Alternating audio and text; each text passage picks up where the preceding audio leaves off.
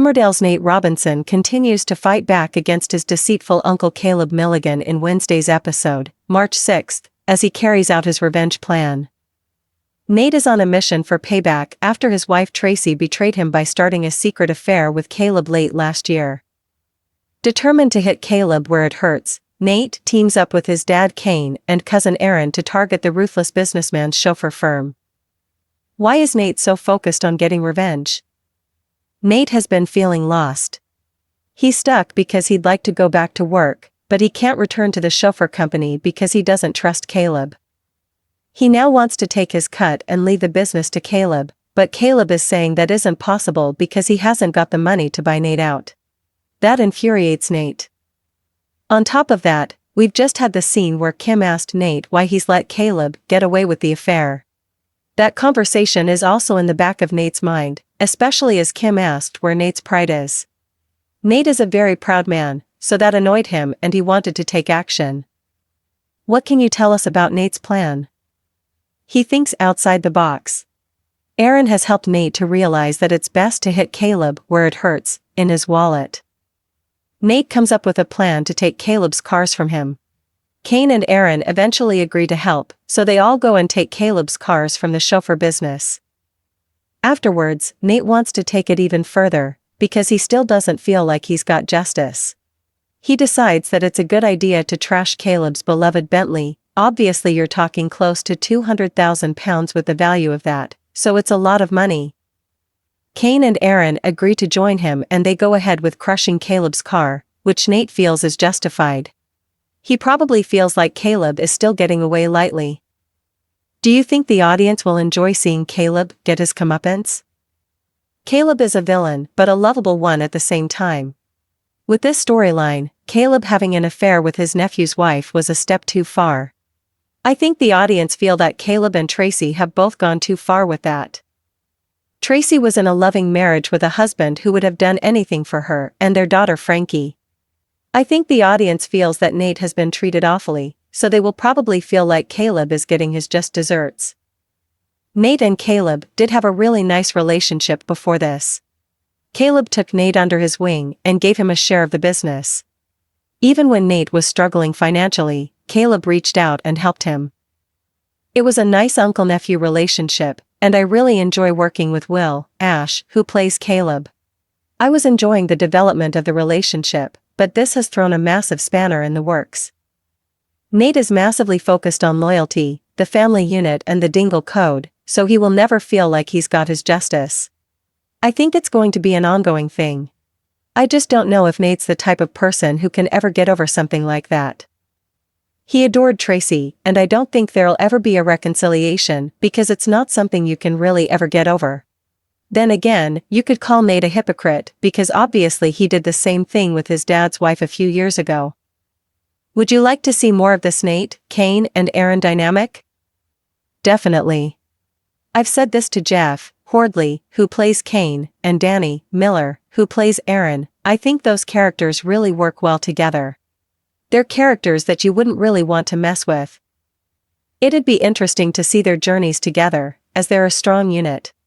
I'd love to see some storylines where they take down bad guys together. Have you enjoyed filming the affair fallout with Will and with Amy Walsh, who plays Tracy? It's been amazing to do. It tests you and there are highly emotional scenes, but you want to be tested like that. I've really enjoyed it. I get on really well with Amy and Will, so we've been working together as friends and testing each other as actors. The directors have been amazing too, so it's a collaborative effort and we all pull together. How did you and Amy feel about Nate and Tracy breaking up so soon after their wedding? It's bittersweet because we did enjoy working together. It was nice to see that family unit with Nate, Tracy, and Frankie. But at the same time, it's brilliant to play these great storylines. It's happened very fast, but it's soap and we know things don't stay happy for too long. We knew something might be in the pipeline, but we just didn't know how soon. It's sad that I'm not going to be working closely with Amy again, but it's great to do. Did the producers warn you that Nate and Tracy were heading for trouble? Because the producers and storyliners have their long-term story meetings, we did know in advance. Sometimes decisions can be made last minute, but we were given a heads up with this one. It was a few months in advance, so we knew it was coming. We knew that Nate and Tracy were going to get married. Amy was on maternity leave at the time, and we knew that when she came back, there'd be a wedding. We didn't know how soon the breakup would happen. It took us by surprise, but in a good way. Would you like Nate to take Tracy back, or would that make him look weak? I feel like Nate is stronger than that. Nate and Tracy have got a child together, and there'll always be that love there. There will be scenes in the future where we see that care and love between them, regardless of what happened. It's nice to see that. I've not got children myself, but I think once you've got a child together as a mother and father, there is always going to be that bond that you both have.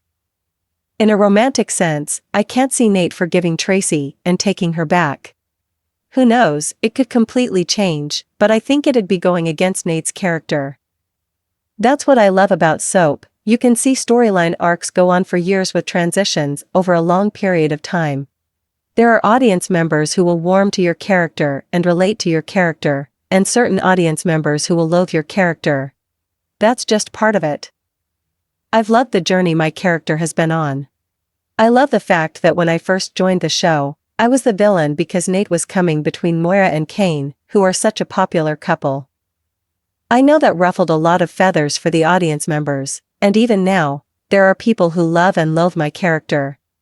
But I like that, because all I've got to do is tell a story from the character's point of view and be as believable as possible.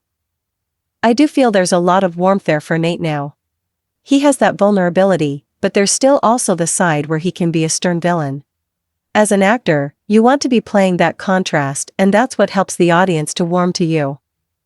Carol Thomas, who played Kara, was amazing, not only as an actor, but also as a person. Everyone warmed to her on set, and I'd love to see her back. Who knows what will happen, but I feel her character has a lot of legs in terms of where she could go with storylines and who she could be linked up with. Even with Kara and Nate as a mother and son duo, I think that'd be really nice to see. Carol was only in for a couple of months, and then she revisited the role for a few eps. I wanted to see more of her a few years ago, so I'd definitely love her back again, and I think everyone on set would too. When you were training to become an actor, was it always your aim to get onto a show like Emmerdale? When I was at drama school, I knew that I wanted to do TV. I used to watch soaps like Emmerdale, EastEnders, and Coronation Street with my friend in the evenings, and we'd have conversations about being on one of those shows one day. It sounds proper cheesy to say, but weirdly I had a feeling that I would be on one of the soaps, but I didn't know which one. It was always the dream to be on a show like Emmerdale. It's amazing to be part of, because it's my family's favorite show.